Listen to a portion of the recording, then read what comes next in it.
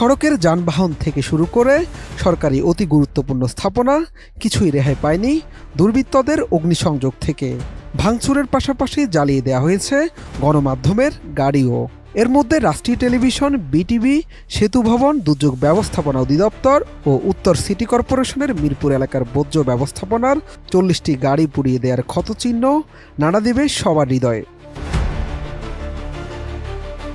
সরজমিনের রাজধানীর বিভিন্ন এলাকা গিয়ে এসব ধ্বংসযজ্ঞের চিত্র দেখা যায়।